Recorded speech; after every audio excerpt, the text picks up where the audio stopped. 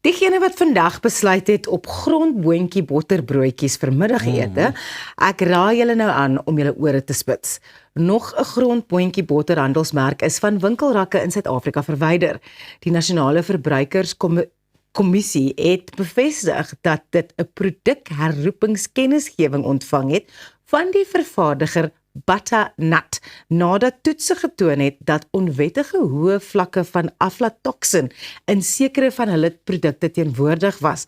Aflatoksin is 'n gifstof wat deur sekere swamme vervaardig word en landbougewasse soos grondboontjies kan besmet. Weens die ernstige gesondheidsrisiko's wat dit inhou, word dit streng in Suid-Afrika gereguleer. Die Kankerinstituut waarsku dat blootstelling aan aflatoksin korttermyn gesondheidseffekte kan veroorsaak, insluitend naarheid, braking en buikpyn. Langtermyn blootstelling word met ernstiger toestande verbind, waaronder lewerkanker. Die herroepte produkte is in verskeie provinsies verkoop, insluitend Gauteng, KwaZulu-Natal, die Oos-Kaap en die Wes-Kaap, en is versprei deur 'n verskeidenheid kleinhandelaars van onafhanklike voedselmarkte tot groot winkelgroepe.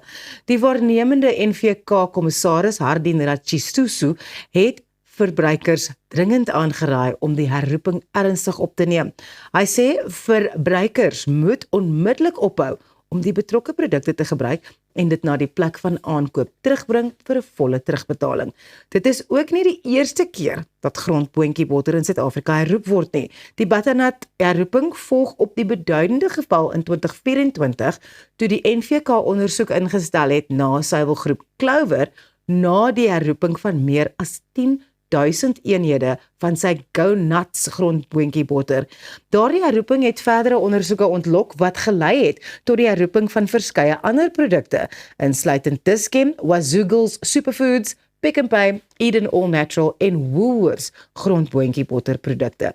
Na hierdie reeks herroepings het die NVK alle vervaardigers, verskaffers en verspreiders van grondboontjie botter en grondboontjie botter gebaseerde produkte dringend versoek om hulle produkte vir aflatoksin te toets.